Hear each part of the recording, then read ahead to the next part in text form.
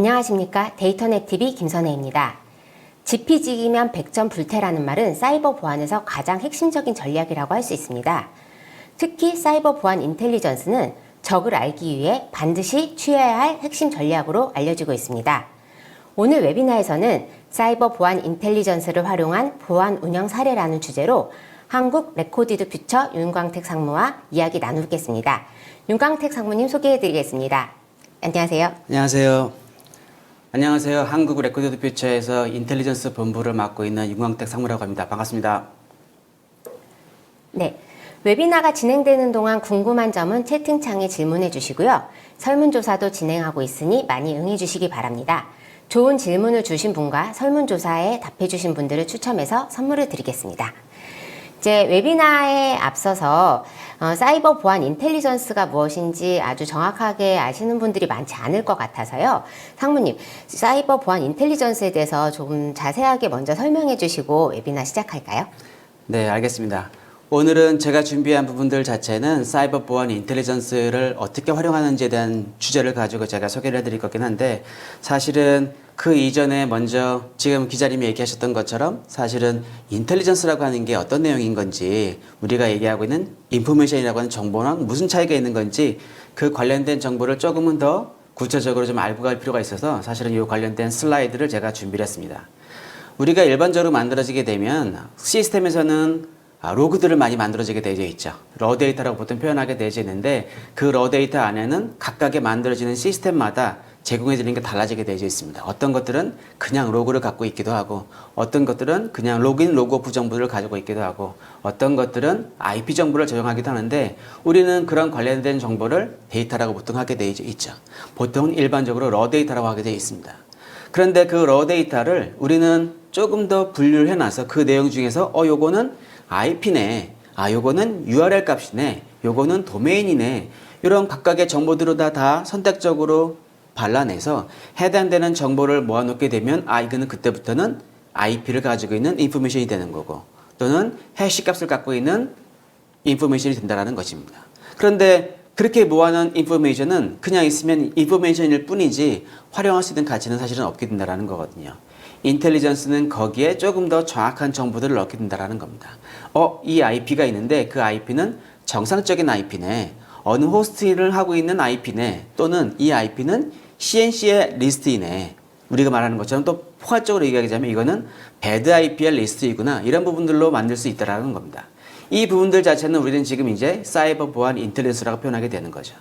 그런데 지금은 그런 인텔리전스를 제공하는 것들은 많이 존재하고 있는데, 그 관련된 정보도 되게 방대하게 많이 있기 때문에 지금은 그 인텔리전스를 우리가 곧바로 고객이 활용할 수 있게 쓸 수 있는 인텔리전스를 만드는 게 되게 중요하게 인식을 갖고 있습니다. 그 관련된 부분들이 지금 이제 오늘 소개하려고 하는 사이버 위협 인텔리전스라고 생각하시면 될 것 같습니다.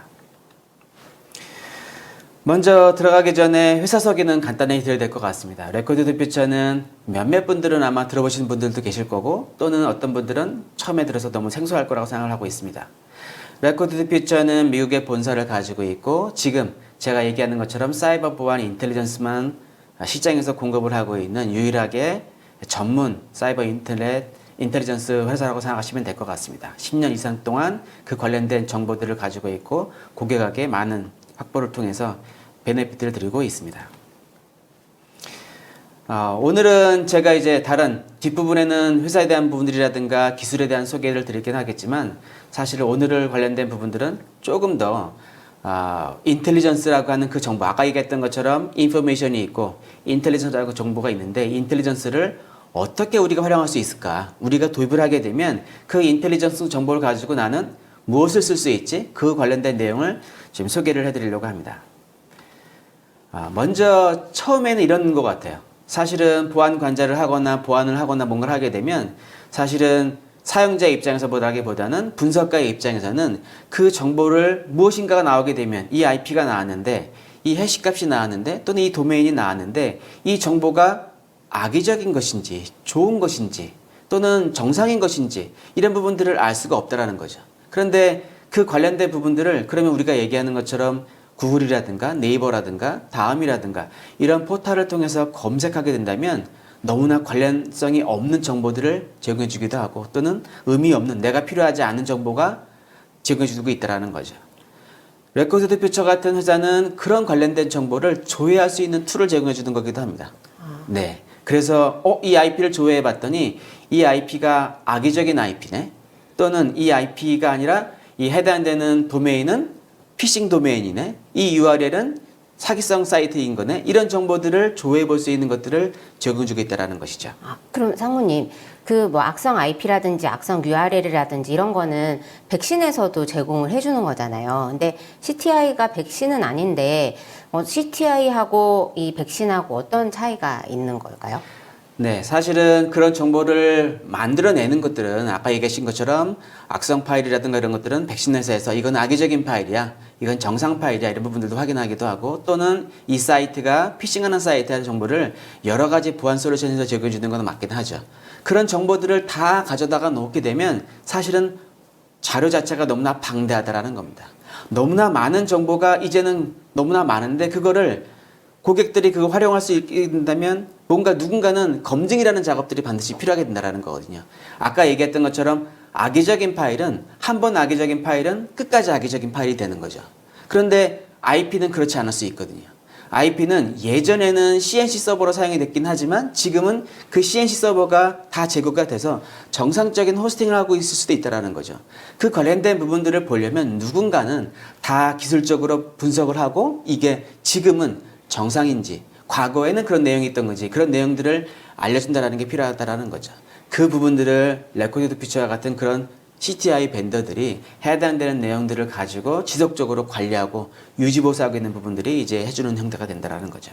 그러니까 그런 부분들을 기본적으로는 내가 필요한 보안에 관련된 정보를 조회해 볼 수 있는 그런 포털을 제공해 주는 게 첫 번째 하나의 예가 될 수 있을 것 같습니다. 그리고는 가장 많은 예로 제가 아까 얘기했던 것처럼 내가 뭔가를 분석할 때 또는 이메일로 스피어 피싱이 뭔가 들어왔는데 해당되는 도메인이 악의적인 건가 이런 걸 조회해보는 것도 하나 제가 얘기가 되어 있지만 두 번째 예는 우리가 많은 부분들의 관제에서 쓰고 있는 것들이 우리가 보통 이제 심이라고 보통 하고 있죠. 심에는 여러 가지 정보들을 같이 넣고 있습니다. 방화벽의 로그를 가져가기도 하고 또는 IPS 로그를 가져가기도 하고 또는 EDR의 로그를 가져가기도 하고 그 각각의 정보들을 가지고 우리가 말하는 것처럼 상관관계 분석을 통해서 이거는 공격이었네. 이건 누군가가 시도하고 있네. 이런 정보들을 제공해 주는 것들 자체가 이제 심에서 주는 형태가 되는 거거든요. 그런데 문제는 뭐냐면 이 각각의 정보들이 의미 있는 상관관계를 잘 만든다면 그게 효과를 잘 볼 수 있긴 하는데 아주 표적 공격의 형태라든가 APT의 공격이 들어오게 된다면 은밀하게 진행되고 있는 거기 때문에 우리가 심에서 바라보는 그 윈도우 상에서 벗어나는 경우가 많이 있다라는 거죠. CTI 벤더들은 거기에 아까 제가 얘기했던 것처럼 악의적인 IP라든가 표적 공격의 예라든가 그런 정보들만을 따로 모아서 이런 여러 가지 보안, 고객들이 사용할 그 보안 장비들의 데이터를 피드를 넣었다라는 겁니다. 그러면 해당되는 우리가 말하는 것처럼 방화벽의 로그만을 가지고도 얘가 지금 어느 라자러스 공격이 들어왔구나 아니면 외부에 있는 랜섬웨어 공격 그룹이 진행되고 있구나 이런 내용들을 볼 수 있다라는 거죠. 이런 부분들 자체가 두 번째 하나의 이해가 될 수 있을 것 같습니다. 그러면 그 심이 그 가시하지 못하는 공격에 대비하기 위해서 소아를 많이 도입을 하잖아요. 네. 그러면 소아는 이제 보안 솔루션들을 좀 오케스트레이션하고 자동화하고 뭐 이런 걸 하는데 그 소아를 도입할 때 또 CTI가 반드시 필요한 건지 아니면 어떤 관계가 있는 건지. 네. 지금은 이제 과거에 SOC를 하게 되면 심이라는 걸 통해서 보안 관제를 하고 있게 되는 거고 그 다음에 SOA라고 하는 부분들 자체는 지금에 있는 그런 보안 관제를 할 때 사실은 두 가지의 큰 목적으로 사용되고 있는 걸로 저는 이해하고 있습니다. 하나는 기자님 얘기하신 것처럼 오케스트레이션, 내가 여러 가지 정보가 들어오는 정보들을 가지고 내가 있는 것 중에 어디에서는 뭐라고 얘기하고 있고 저기서는 뭐라고 얘기하고 있는 부분들인데 이 내용들 자체가 내가 이게 정말 첫 번째 선별 조치를 취해야 되는데 이게 내가 케이스를 종료해야 될 것인지 아니면 뒤에 있는 드레드 헌터 팀에다가 뭔가를 데이터를 남겨주지 이런 판단이 뭔가 필요하다는 거거든요. 아까 제가 얘기했던 것처럼 그런 정보들이 내 시스템에 들어오게 되면 SOA라고 하는 오케스트레이션 툴 자체는 뭔가를 조회할 게 반드시 필요하죠. 그래서 지금은 CTI가 SOA의 솔루션 중에 어떤 지능적인 인텔리전스를 제공하고 있습니다. 그래서 많은 부분들 하나의 벤더가 아니라 여러 가지 벤더들의 CTI를 연동을 통해서 IP가 들어오거나 의심스러운 거가 들어왔어, 악의적인 게 들어왔어라고 올라오게 되면 해당되는 내용은 CTI로 조회를 해서 이게 악의적인 거구나. 레코드 피처는 이게 CNC 서버라네. 최근도 활동하고 있다네. 지금은 죽은 거라네. 이런 관련된 정보를 처리할 수 있게 된다는 거죠. 그게 우리가 얘기하는 것처럼 SOA에서 하나의 예가 될 수 있을 것 같습니다. 그런데 SOA는 아까 얘기한 것처럼 오케스트레이션뿐만 아니라 사실은 오토메이션도 하나의 또 큰 키가 될 수 있어요. 우리가 오토메이션을 얘기하게 되면 어떤 IP들을 가지고 다 자동화로 방화벽을 맞는 부분들도 가능하긴 하지만 아까 제가 얘기했던 것처럼 어느 순간에는 이 IP가 의심스러운 게 들어와져 있어 라고 한다면 1차 분석가는 판단이 필요해요. 이걸 내가 막아도 될까? 아니면 분석을 뭔가를 해야 되나? 아까처럼 조회를 해봐야 되나? 아니면 뒤에 있는 팀에다가 내가 넘겨야 되나? 이런 판단이 필요한데 사실은 그 관련된 정보에 레코드 디스패처 같은 회사는 정확한 정보를 주고 있죠. 이 IP는 점수가 0에서부터 99점 사이에 점수가 있는데 얘는 정확하게 악의적인 행위를 하고 있어. 얘는 당장 차단을 해도 되는 거야. 레코드 디스패처의 입장에서는 해당되는 IP가 악의적인 거니까 차단할 수 있다고 저희는 권고하고 되어 있는 거죠. 그 정보를 보고 SOA를 운영하는 운영자의 입장에서는 해당되는 부분들을 자동화를 이미 할 수 있게 되는 거죠. 그러면 의심스러운 IP가 들어왔네? 그러면 그 의심스러운 IP의 내용을 레코드 디스패처에 조회를 해보고 점수가 뭐 80점 이상이야? 60점 이상이 무조건 자동으로 차단할 수 있어. 방화벽에 넣어 차단할 수 있어. 이런 부분들도 활용할 수 있는 부분들 자체가 SOA에서 많이 활용하는 사례가 될 수 있을 것 같습니다. 이런 부분들 자체가 이제 두 번째 하나의 예가 될 수 있을 것 같습니다. 세 번째 예는 사실은 어느 부분에 있어서는 이거는 우리가 보안팀에서 해야 될 일인가 아닌가를 얘기할 수 있을 것 같아요. 사실은 많은 공격자들이 해당되는 계정을 탈취하기 위해서 스피어 피싱을 통해서 피싱 사이트를 만들게 되어 있죠. 로고를 가져다 쓰는 건 어렵지 않습니다. 또 도메인 이름을 유사하게 만드는 건 정말 또 너무나 쉽거든요. 사람들이 타이핑을 쳤을 때 실수하는 부분이라든가 뒤에 도메인을 루트 도메인을 다른 도메인을 쓰게 되면 마치 그 회사가 쓰고 있는 것처럼 인지가 가능한 거기 때문에 그 사이트들은 그런 게 쉽게 만들 수 있다는 거죠. 사용자 입장에서는 일일이 모든 것들을 활용할 수 있는 게 아니기 때문에 마치 이건 우리 회사가 쓰고 있는 거구나 라고 해서 본인의 아이디와 패스워드를 넣을 수 있는 그런 피싱 사이트가 운영이 될 수 있다는 거죠. 근데 사모님 그 피싱 사이트에 대해서 기업들은 좀 약간 억울하다 이렇게 생각하는 게 그 기업이 잘못한 게 아니잖아요. 범죄자가 그렇죠. 그 기업을 도용한 거고 네네. 사용자들은 그 사이트가 정상인지 아닌지 확인을 할 수 없는 상황이긴 하겠지만 어쨌든 좀 무책임하게 들릴 수도 있지만 사용자의 잘못이다 이렇게 좀 얘기할 수도 있는 부분이 좀 예민하긴 하지만 그럴 때 기업들은 어떻게 책임을 져야 되는지 이런 부분들도 좀 고민하는 것 같아요. 예.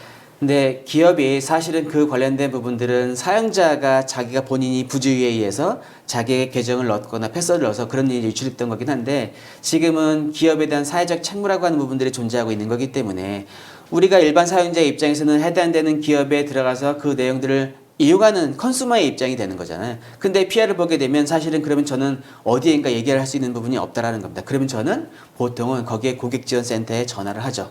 내가 이런 사이트에서 했는데 난 돈도 보냈고 했는데 나는 물건도 받지 못하고 있어. 이런 피해 사례가 실제로 많이 접수가 되고 있다는 거거든요. 공격자들은 사용자들이 그렇게 어떤 사용들을 하고 있고 어떤 서비스를 통해서 돈을 내는지를 알고 있기 때문에 그것을 이용하고 있다는 거죠. 사회적 책무의 입장에서는 그러면 우리는 그런 고객을 피해보지 않게 하는 것도 필요한 거기 때문에 우리 유사한 도메인이 만들어지거나 또는 우리의 로고를 가지고 그렇게 피싱을 하는 부분들은 막아낼 필요가 있다는 거죠. 그래서 지금은 이게 단순하게 직접적으로 보안팀의 문제가 아니라고 할지 몰라도 기업에서 있는 마케팅 팀이라든가 아니면 사회적 책무를 담당하고 있는 팀의 입장에서는 우리 고객을 보호하는 입장인 거기 때문에 지금은 그 자체도 유사한 도메인이 만들어져서 가짜 사이트가 만들어져서 사기가 되고 있는 부분들 자체도 이제는 보호할 영역으로 보고 있다는 겁니다. 그렇기 때문에 지금 얘기하는 것처럼 유사한 도메인이 만들어지거나 또는 악의적인 파일이 만들어져서 사용하는 부분들을 보호하려는 역할들을 많이 하고 있다는 거죠. 그러한 예들 자체가 이제 우리 회사의 브랜드를 보호하게 된다는 거죠. 우리 브랜드를 가지고 있는 가치를 좀 더 보호하고 있는 부분들이 지금 많은 추세를 갖고 오고 있습니다. 지금에 따른 얘기는 되게 중요한 부분들인 것 같아요. 지금 너무나 많은 아이디와 패스워드가 외부에 유출되던 게 지금 사실인 것 같습니다. 그래서 지금은 소위 말해서 다크웹이라고 하는 부분들 또는 딥웹이라든가 다양한 곳에서 사실은 아이디와 패스워드를 유출했기 때문에 공격자들은 어렵지 않게 이제는 해킹이라든가 다른 걸 통해서 내가 직접적으로 기업에 침투해서 뭔가를 가져가는 것보다는 우리가 외부에서 있는 다크웹이라든가 딥웹에서부터 악의적인 파일을부터 얻었던 소위 말하는 크레덴셜이라고 하는 부분들을 가지고 이미 내가 침투하는데 어렵지 않겠다라는 거예요. 이제는 스피어 피싱을 보낼 이유도 없고 외부에 고객사에 사용하고 있는 VPN이라든가 아니면 원격으로 접속할 수 있는 코로나가 터져서 지금은 원격에 접속할 수 있는 것들이 점점점 많아지고 있는데 그런 원격에서 할 수 있는 것들이 너무나 많이 있는데 그런 부분들 자체가 이제 외부에 노출되어 있는 아이디 패스워드가 많이 있기 때문에 그 관련된 부분들은 해커는 그 정보를 갖고 있는 거기 때문에 우리 기업에 있는 계정을 가지고 노출된 게 어떤 게 있는지를 알려주는 것들도 많이 이용이 되고 있습니다. 그 계정 유출에 대해서 저희 그 참여자들도 굉장히 많이 궁금해할 것 같긴 한데 지금 뭐 뉴스에 보면은 다크웹에 뭐 우리나라 국민들 뭐 몇십만 개의 계정이 유출됐다 뭐 이런 뉴스가 계속 나오잖아요. 네. 그런데 그 팔리고 있는 그 계정이 정말로 믿을 수 있는 건지가 조금 궁금하다는 분들도 많잖아요.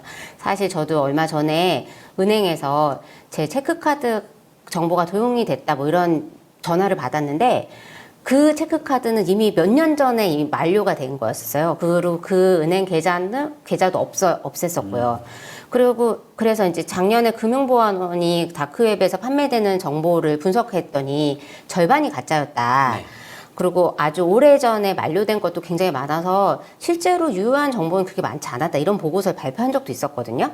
그래서 과연 범죄자들이 내가 탈취했다. 이거는 정말 위험한 정보다라고 얘기하는 걸 어디까지 믿어야 되는지 이런 것도 기업에서는 굉장히 궁금해하는 것 같더라고요. 예. 네. 저희가 소위 말해서 인텔리전스를 소개하게 되면 계정 유출에 대한 부분들을 항상 얘기를 하게 되어 있고 기자님이 생각하시는 것처럼 레코드 피처가 저 계정 유출이라고 얘기하네 아이디가 저거고 패스워드가 이거네라고 하게 되면 다들 검증하고 싶어 하세요. 저 패스워드가 지금 기자님이 얘기했던 것처럼 저게 정말 유효한 거야? 지금 저 패스워드는 아닌데 옛날 썼던 건데 라고 할 수 있다는 거죠. 그런데 지금 제가 얘기하고 싶은 건 뭐냐면 해커들의 입장에서는 그 패스워드가 맞는 경우도 있고 안 맞는 경우가 있지만 설사 그 패스워드가 과거에 사용이 돼서 지금은 사용하지 않은 새로운 패스워드를 바꿨다 하더라도 문제는 뭐냐면 여기서 시작합니다. 사람은 자기가 쓰던 패스워드를 자주 써요. 잘 바꾸지 않아요. 주로 쓰던 것들이 정해져 있고 재사용하는 경우도 많이 있고 조금씩 뭔가 바꾸는 경우가 많이 있다는 겁니다. 그렇기 때문에 해커의 입장에서는 한번 유출된 패스워드가 있게 되면 그 사람에 관련된 부분들에 계속 그 아이덴티티에 따라가는 거기 때문에 그 사람의 몇 가지만 대입을 해봐도 그 사람이 갖고 있는 정보만 넣어봐도 어렵지 않게 패스워드를 쉽게 알아낼 수 있다는 거죠. 그거이기 때문에 이제까지 과거 얘기하는 것처럼 무차별 대입법의 공격 방법을 사용할 필요가 없다는 거죠. 그러면 이미 시스템도 알고 몇 번 실패하게 되면 계정도 락이 걸리게 돼 있는데 지금은 그렇지 않다는 거죠. 그리고는 지금 얘기하고 있는 것처럼 이런 CTI 벤더들이 제공하는 그런 크레덴셜 자체가 사실은 일반적으로 악성 코드에서 많이 수집되는 정보이긴 합니다. 컴퓨터에서 한번 악성 코드가 감염된 사람들은 거의 다 계속 지속적으로 악성 코드 감염될 가능성이 되게 상당히 많은 걸로 되어 있고 사용자들이 가지고 있는 부분들이 여러 가지 사이트 특히 이제 우리가 요즘에는 사스가 클라우드가 많이 만들어져 있기 때문에 계정에 대한 부분들을 많이 활용하고 있죠. 그래서 지금은 저희는 크게 두 가지를 봐야 될 것 같습니다. 순수하게 내가 개인적인 정보를 가지고 있는 그런 크레덴셜이 있을 수도 있는 거고 또 하나는 회사의 계정 자체는 되게 중요하게 보는 거거든요. 지금 저희가 얘기하는 부분들은 내가 회사에서 쓰고 있는 회사 도메인으로 만들어져 있는 계정 자체는 중요하다고 보는 겁니다. 왜냐하면 그 정보는 회사의 계정 자체는 일반적으로 쓰고 있는 VPN이라든가 또는 회사가 만들어지는 포털이라든가 이런 데 들어갈 수 있는 그런 계정인 거기 때문에 중요하다는 거죠. 그럼 상무님 만약에 이제 VPN 정보가 다크웹에 많이 돌아다닌다. 그렇죠. 그러면 우리 회사가 그 계정을 도용당해서 공격을 받을 수 있다라는 걸 포착을 해서 대응을 할 수가 있잖아요. 근데 그렇죠. 계속 연결되는 질문이긴 한데 우리 회사의 도메인이나 브랜드가 뭐 거기서 언급이 됐다, 사이버 공격하겠다는 공격 징후가 있다라고 한 그 공격자들의 말을 네. 어디까지 믿을 수 있는지를 네. 왜냐하면 이제 뭐 소위 말해서 간본다 할 수 있고 성동격서라고 해서 계정을 유출해서 거기에 대해서 대응을 했는데 아주 다른 곳을 공격한다든지 뭐 그럴 수도 있잖아요. 그런 부분들도 CTI가 어떻게 좀 도움을 줄 수 있는지. 네. 많이들 얘기하시는 것 중에 하나이기도 해요. 사실은 우리가 지금 얘기하는 것처럼 다크웹이나 딥웹이라고 얘기하는 부분들, 특히 다크웹 관련된 거는 사이버 범죄에 많이 유용이 되기도 하는데, 그러면 그들도 범죄자임에도 불구하고 재미난 얘기긴 하지만 범죄자임에도 불구하고 그 커뮤니티 안에서는 평판이라는 게 또 존재합니다. 재밌긴 하죠. A라고 하는 게시자가 지금 얘기하신 것처럼 누구를 공격할 거야. 나는 어디에 접속할 수 있는 VPN에 대한 사이트를 갖고 있고 또는 거기에 대한 아이디 패스워드 다 가지고 있어. 그게 정말 믿을 만한 정보일 것인가.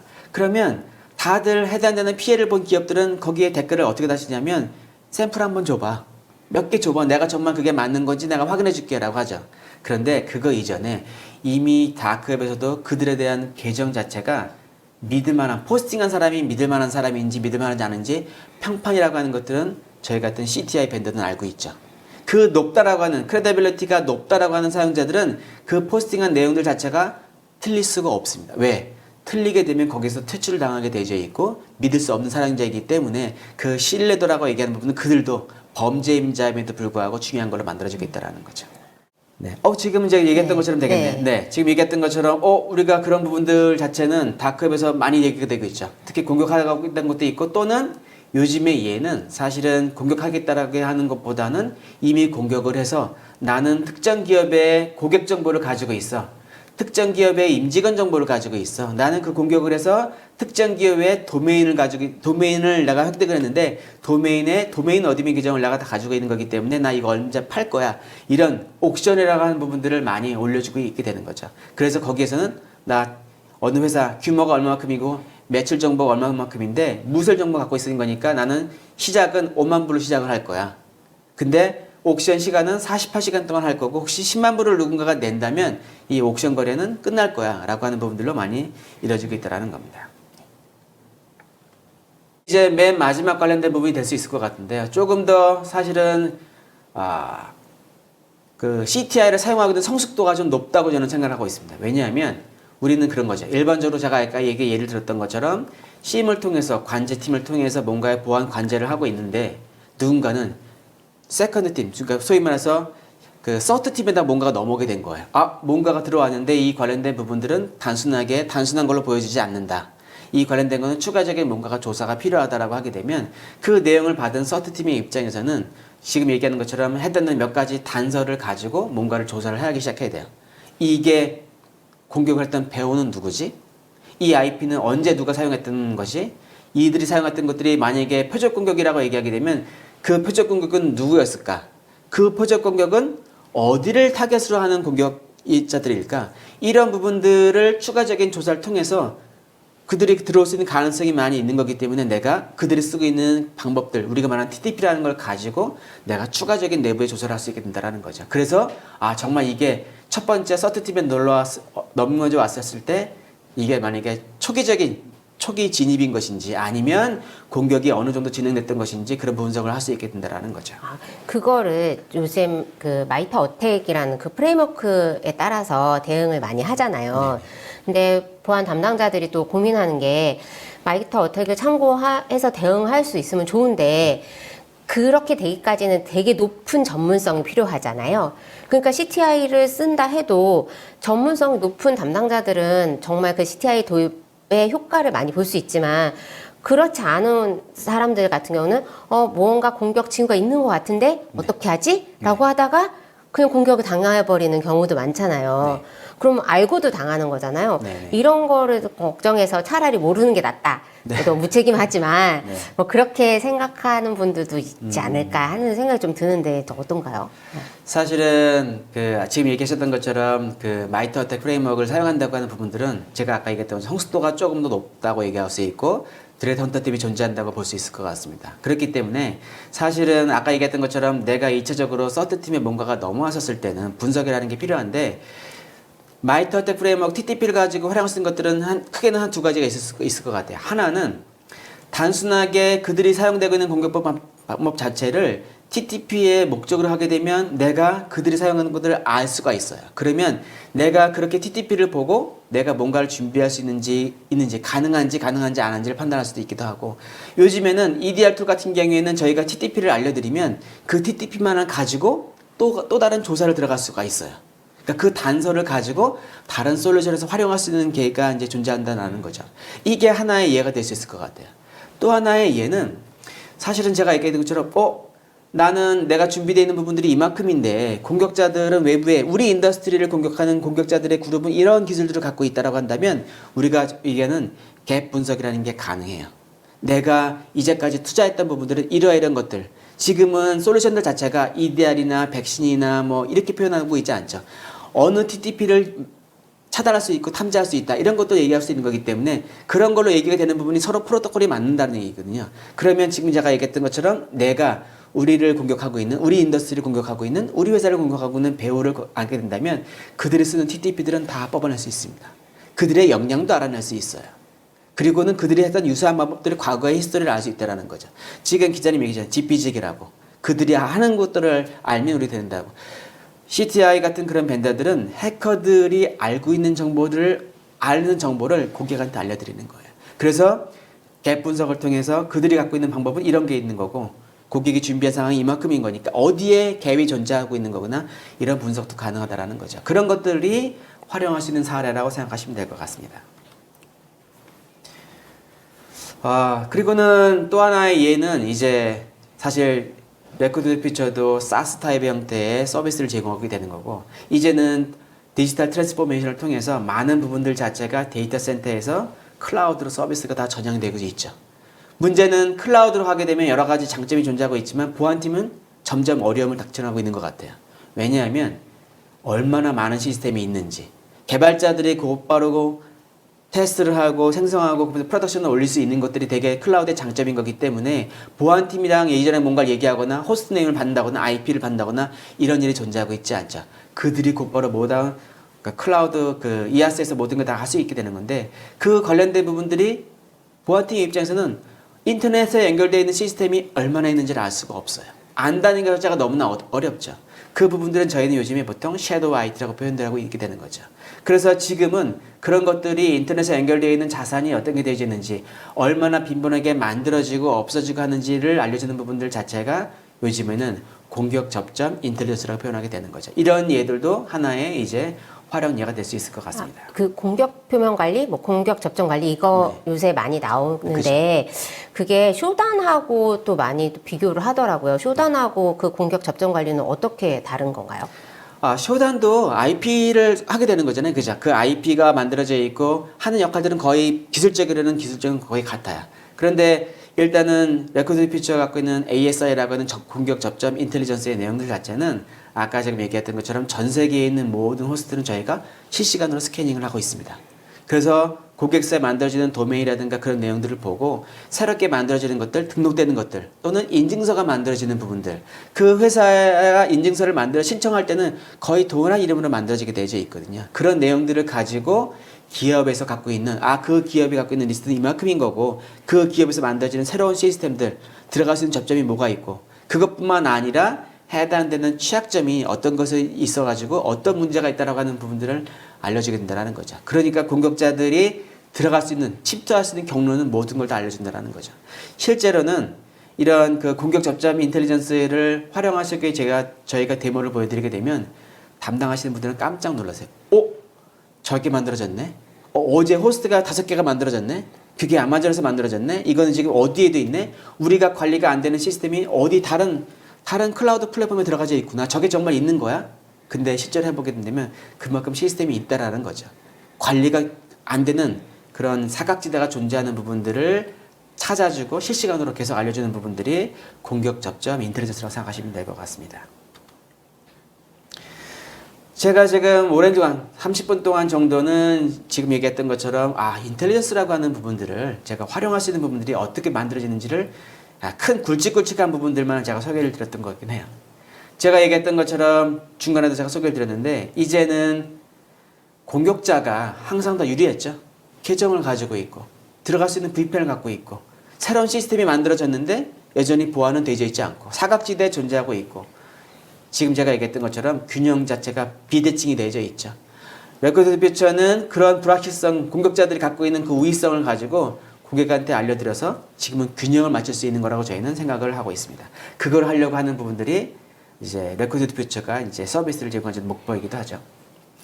그런데 지금부터는 제가 이제 간단하게 저희 회사 자랑을 좀 해야 될 것 같은데요. 그러면 정말 소위 말해서 CTI라는 인텔리전스를 도입하게 되면 어떤 게 사용할 수 있는지, 우선 맨 오른쪽에 보는 것처럼 공격 대상이라고 하는 부분들 자체는 고객사에 있는 내용들이긴 해요. 그래서 고객사에서 있는 부분들, 아까 제가 활용 예를 얘기했지만 저희가 가지고 있는 인텔리전스 정보를 가지고 고객사에 드리면 그 정보를 활용하는 거죠. 심이나 EDR이라든가 아니면 뭐 애널리틱스 플랫폼이라든가 이런 걸 통해서 활용할 수 있는 부분들이 하나의 예가 될 수 있을 것 같기도 하고요. 또 두 번째로는 중간에 사실은 고객사에서 외부에 나가는 어떤 통신에 있는 기록들을 확인해 가지고 지금 뭔가를 보니까 북한발이라고 하는 라자러스 그룹에 했던 인프라의 통신 내역이 있습니다. 이거는 분명히 뭔가 보안 사고가 난 것 같아요. 그런데 데이터의 양도 100메가라는 데이터이기 때문에 뭔가가 기업에 갖고 있는 정보가 유출되고 있는 것 같습니다라고 그런 정보를 제공해 줄 수도 있기도 해요. 그런 부분들을 레코드 퓨처는 이제 고객사에 제공해 주기도 하죠. 또 제가 아까 얘기했던 것처럼 다크웹에서 우리가 갖고 있는 기업 정보라든가 고객 정보라든가 임지원 정보가 판매된다라든가 또는 어떤 새로운 우리가 쓰고 있는 보안 솔루션 자체가 있는 것들이 제로데이가 나온다든가 익스플로잇이 만들어졌다든가 이런 것들이 있게 되면 그런 내용들을 탐지해가지고 알려주는 부분들도 하나의 이해가 될 수 있을 것 같습니다. 그럼 상무님, 그 고객사가 공격당하는 정보를 분석을 한다. 이러면 고객 입장에서는 레코디드 피처가 우리 회사의 모든 어떤 취약한 점을 다 알고 있지 않나 이런 거 되게 걱정할 것 같은데 그런 건 또 어떤가요? 네. 이제 그걸 설명을 해드리면 기자님이 생각했던 것처럼 그러면 레코드 퓨처가 우리 정보를 다 가져가서 우리 외부에 있는 것도 알고 있고 다 가지고 있는 거니까 사실은 그 관련된 부분들이 그냥 위험이 노출되는 또 다른 위험이 되는 거 아니야? 라고 생각할 수 있을 것 같죠. 근데 레코드 퓨처는 고객사에서 데이터를 가져가지 않습니다. 로그를 가져가지 않아요. 지금 저희가 보는 부분들은 지금 아까 얘기했던 것처럼 저희는 공격자가 운영하고 있는 인프라를 알고 있다는 거죠. 그 인프라는 CNC의 리스트인 거예요. CNC는 아까 얘기한 것처럼 침투에 사용이 되기도 하고 또는 2차, 3차 공격을 하기 위해서 명령을 제어하는 거기 때문에 저희는 공격자가 만들어주는 그 인프라를 주변에서 모니터링하고 있다는 겁니다.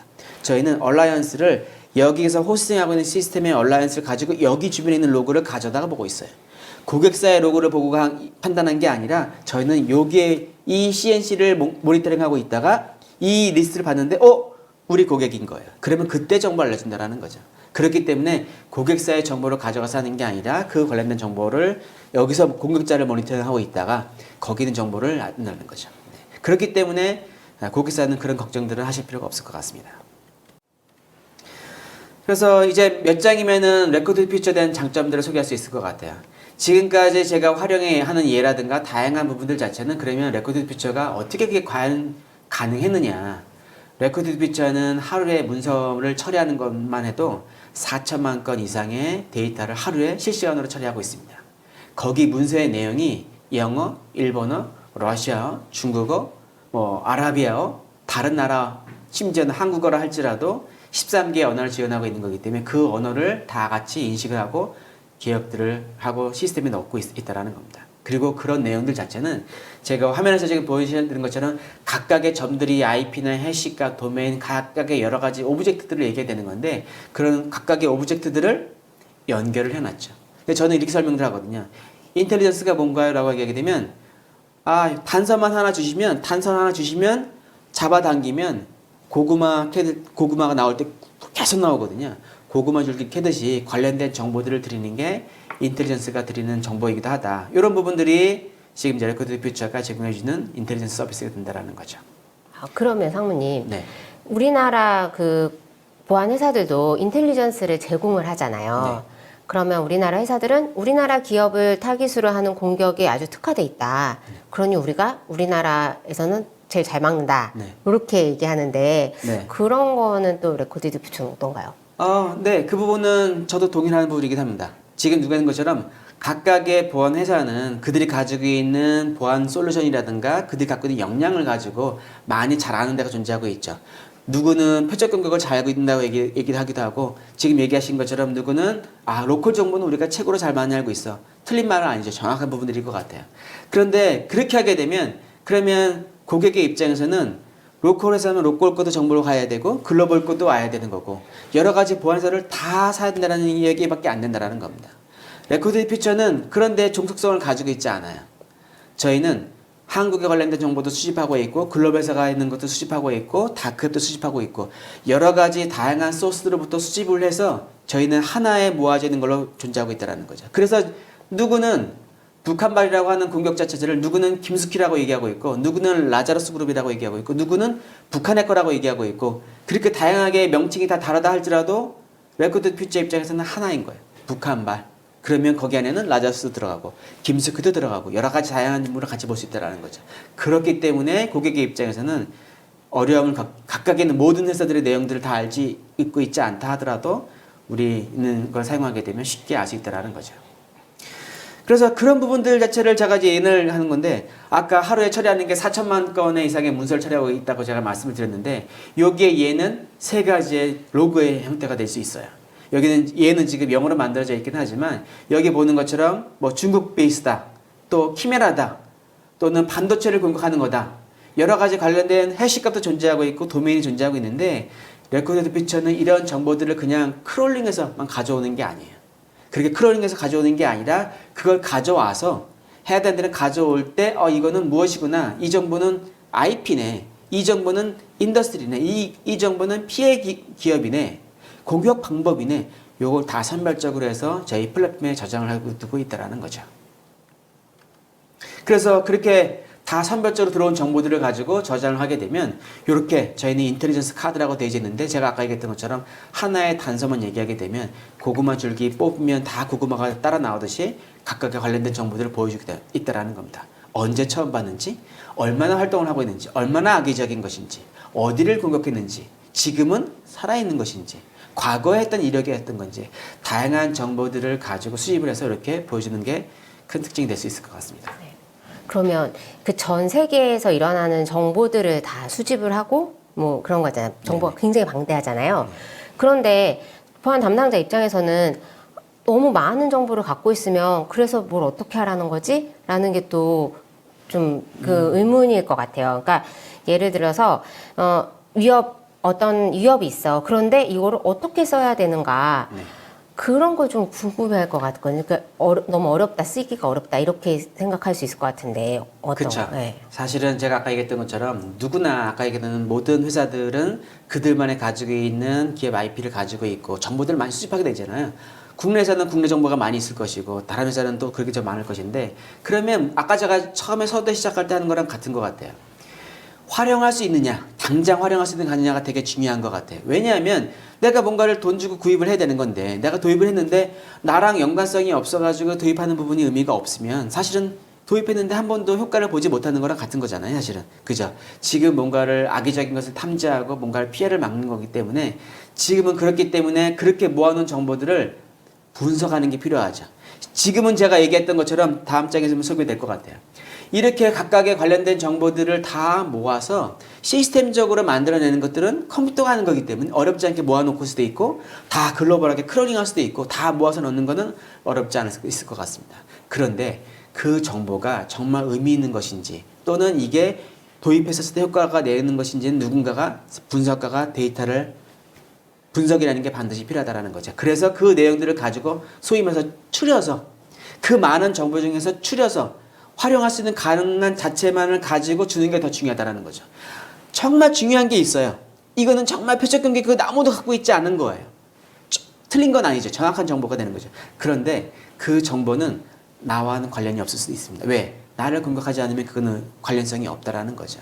그렇기 때문에 지금 레코드 퓨처 하는 부분들은 가장 핫한 부분들 도입했을 때 활용할 만한 가치가 있는 부분들을 제공해 주는 게 큰 저희는 목표로 쓰고 있다는 거죠.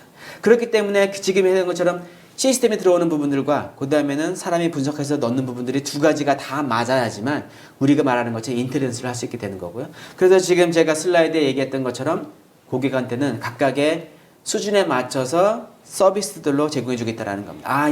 이 고객은 인원이 많지 않으니까 뭔가만 필요하겠네. 여기만 갖고 있고. 아, 우리는 다크에 모니터링에 뭔가 필요해. 아니면 우리는 아까 얘기한 것처럼 서트 팀이기 때문에 위협 분석할 수 있는 드레트 헌팅이라고 하는 게 뭔가 필요해. 아, 우리는 계정만 유출하는 게 뭔가 필요해. 이렇게 각각의 고객의 요구사항에 맞춰가지고 모듈화해서 고객을 이제 공급을 하고 있다라는 겁니다.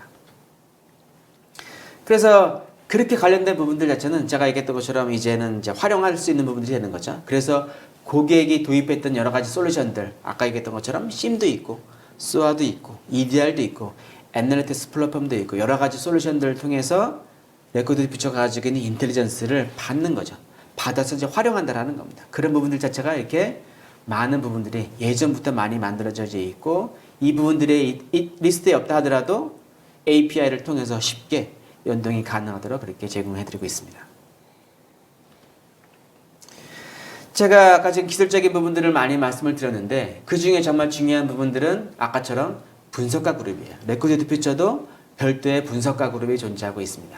저희 이름으로는 인식그룹이라고 되어 있죠. 그래서 이 인식그룹은 지금은 60명 이상이 만들어져 있고 기속적으로 채용하고 있는데 이들은 아까 얘기했던 것처럼 각각의 언어도 다 이해하고 있고 그 다음에 이제 시스템에서 만들어지는 부분들을 보고 이게 의미 있는 거구나. 그러면 그런 의미 있는 것만을 가지고 최신 뉴스를 만들어서 공급해 드리기도 하고 아까 얘기했던 것처럼 누군가는 이 공격 관련된 부분들을 TTP를 만들어내야 되겠네. 그러면 분석가가 해당되는 공격을 보고 분석을 해서 TTP를 구분해 놓은 다음에 그 정보를 저희 인텔리전스 플랫폼에 넣어준다는 거죠. 그래서 고객은 그것을 활용할 수 있도록 그렇게 되어 있습니다. 그럼 또 고객들이 이거 물어볼 것 같아요.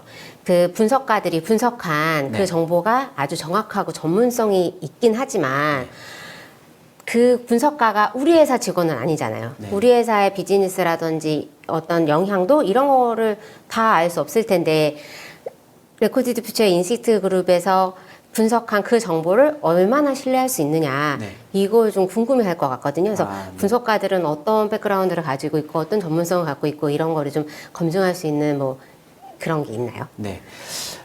일단은 인식그룹에 있는 애널리스트라고 되어 있는 사람들은 레코드 퓨처가 처음 만들어질 때부터에는 백그라운드는 뭐냐면 사실은 다 군기관이라든가 미국에 있는 정보기관이라든가 CSA라든가 그런 데서 인텔리전스 업무를 수행했던 사람이 되는 거예요. 그 사람들이 보통 백그라운드를 가지고 있고 그들의 그 인텔리전스를 만들었던 거를 가지고 그 경험치를 가지고 지금은 사이버상에 있는 정보들을 가지고 저희 플랫폼에 만들어진 아까처럼 다 누군가 가져오는 게 아니라 시스템상으로 자동으로 가져오는 정보들을 가지고 거기에서 이런 것들은 핫한 거구나.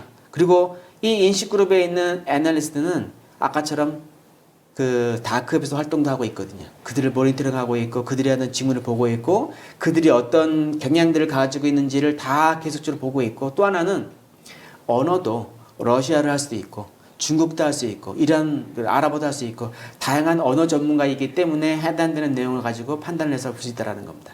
그래서 지금은 일반적으로 만들어지는 정보들은 그냥 제네릭하게 사이버 보안 인텔리전스를 제공해주고 있는 거긴 하지만 만약에 지금 기자님이 얘기했던 것처럼 우리에 대해서만 좀 확인해 줄 수 있나요? 하게 되면 요청하실 수가 있어요. 우리 회사가 이런 정보고 우리가 이런 정보인데 우리가 걱정하는 건 이런 게 걱정이 되고 있고 공격자는 북한발에 걱정이 돼. 이거에 대한 부분들 너희가 나 대신해서 리포트를 만들어줘. 이런 것들도 가능하도록 되어 있습니다. 그런 부분들은 이제까지 만약에 신뢰성이 없다고 하게 되면 고객이 선택하지 않았었겠죠. 그래서 지금은 관련된 부분들은 이렇게 아까 얘기했던 것처럼 각각의 얘들은 뭐 셋캅스 인텔리전스 저희 모듈의 형태가 되게 되는 건데 브랜드를 보호하는 부분들, 그다음에 서트팀이 운영하는 부분들, 또는 더 나아가서는 제가 설명을 하지 않았지만 취약점도 인텔리전스를 갖고 있습니다. 취약점 인텔리전스는 어떤 부분이냐면 1년에 쏟아지는 취약점이 6,000개가 넘는다고 제가 알고 있어요. 6,000개가 넘는다고 하게 되는데 그 6,000개가 많은 취약점이 나올 때마다 모든 것들을 다 일일이 확인할 수 없다라는 거죠. 지금은 내가 도입했던 보안 솔루션 중에 OS라든가 애플리케이션이라든가 그런 모듈 등의 취약한 부분이 있게 되면 알려주는 그런 취약점 인텔리전스를 제공해주기도 합니다. 아까 얘기했던 것처럼 로그4j라든가 스프링보쉘 이런 부분들 자체를 제공해주기도 하고 더 나아가선 지정학적으로 러시아, 우크라이나 그런 사이버 전쟁 관련된 부분들이 관련된 것들도 같이 지금은 제공을 해드리고 있습니다. 네. 전체적으로는 제가 소개를 다 드렸고 이제 마지막으로 요약을 몇 가지 해드리면 큰 게는 이해를 다 하실 수 있을 것 같아요. 일단 레코드드 퓨처는 지금 슬라이드에 보시는 것처럼 외부에 있는 항상 그런 미디어를 가지고 있기도 하고 매일매일 사이버 데일리 프리미엄이라고 하는 그런 이메일을 통해서 이러이러한 것들이 액티비티가 있어 라고 하는 것들을 고객에게 알려드리기도 하죠. 그리고는 고객이 해당하는 포털에 오게 되면 나에게는 이런 문제가 존재하고 있구나, 이런 위험이 존재하고 있구나를 알 수 있게 되어 있고, 그 다음엔 나에게 관련된 내가 중요시 하게 될 것들을 경고를 통해서 알려주겠습니다. 이메일이라든가 모바일 앱이라든가 또는 다양한 형태를 통해서 사용자에게 알려줄 수도 있게 되어 있고, 더 나아가서는 내가 나에게 피해를 볼 수 있는 향후에 위험이 될 수 있는 것들을 준비할 수 있도록 그들의 공격하는 스타일들을 습득할 수 있도록 그들을 리서치할 수 있게 된다는 거죠. 그런 조사를 할 수 있게 되는 게 되는 거고, 그런 바탕을 통해서 여러 가지 보안 솔루션 연동을 통해서 이제는 내가 이제 보안 운영 환경에 활용할 수 있는 부분들이 레코드 퓨처가 제공해주는 장점이라고 생각하시면 될 것 같습니다. 얘는 뭐 이제 거의 다 되는데 지금은 한 1,300개 이상의 글로벌 고객을 가지고 있기도 하고요. 국내에도 많은 고객들이 레코드 퓨처의 보안 인텔리전스를 활용하고 계시고 지금도 많은 관심들을 가지고 있습니다. 좀 제가 얘기했던 것처럼 외부에는 인텔리전스가 가져갈 수 있는 정보들 자체는 너무너무나 많아요. 우리가 가장 많이 얘기를 하는 것처럼 다크웹이라든가 딥웹도 존재할 수도 있고, 요즘에는 신문 기사가 될 수도 있어요. 지금은 트위터의 내용도 상당히 중요한 걸로 되어 있고, 잘 아시는 것처럼 텔레그램도 인텔리전스 소스로 되게 중요하게 만들어져 있습니다. 결과적으로는 얼마나 다양한 소스를 가지고 수집을 하고 있고, 수집된 정보를 잘 분류하고 있고, 그 분류된 정보들을 가지고 아까처럼 누군가는 분석가가 검증을 통해서 활용할 만한 가치를 만들어내는 게 사이버 보안 위협에서 인텔리전스에서는 가장 중요한 거라고 생각하시면 될 것 같습니다.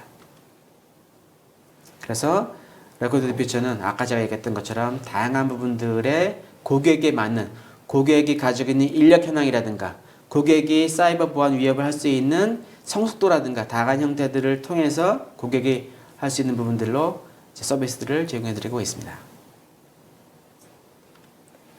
네, 상무님 말씀 감사합니다. 사이버 보안 인텔리전스는 뭐 정보기관이 쓴다거나 뭐 그런 걸로 이해하고 있었는데 사실은 모든 규모의 기업들한테 필요한 그런 서비스가 아닐까 싶습니다. 지금 웨비나 참여하신 분들도 그런 점을 충분히 이해하셨을 것 같은데요. 마지막으로 고객들이나 웨비나 참여자분들께 좀 당부의 말씀을 한마디 해주실 수 있을까요? 네. 사이버 보안 인텔리전스라고 하는 그 문제 자체가 사실 어떻게 보면 쉬울 수도 있고 어려울 수도 있긴 한데, 이 부분들은 제가 고객 미팅을 계속 하게 된다면 느껴지는 부분은 고객이 이해하고 있는 인식 수준이라든가 또는 고객이 준비되어 있는 인력이라든가 인프라라든가 이거에 따라서 곧바로 인텔리전스를 활용할 수도 있고 그렇지도 못한 것 같아요. 하지만 인텔리전스라고 하는 부분들은 이제는 점점점 중요한 거기 때문에 가장 손쉽게 서비스를 도입해서 효과를 낼 수 있는 부분들부터 시작을 해가지고 사실은 어렵게 많은 부분을 고도화하시는 부분이 존재하고 있는 거기 때문에 그냥 막연하게 고민하지 마시고 저희 같은 멘토들을 찾아주시면 저희하고 소개를 받고 얘기를 해보고 솔루션을 보시고 난 다음에는 우리가 어느 부분들을 가지고 효과를 낼 수 있겠구나, 효과를 내는 게 중요한 거기 때문에 도입해서 효과를 내는 게 중요하기 때문에 그 관련된 부분 저희를 컨택해 주시면 저희가 최대한 성심성의껏 소개를 해드리도록 하겠습니다. 네, 말씀 감사합니다. 네, 고맙습니다. 이상으로 오늘 웨비나를 마치겠습니다. 추가 질문은 레코디드 퓨처로 해주시고요. 설문조사는 잠시 더 열어줄 테니 많이 응해주시기 바랍니다. 데이터넷 TV는 유용한 내용의 콘텐츠로 다시 찾아뵙겠습니다. 감사합니다. 네, 수고하셨습니다. 수고하셨습니다.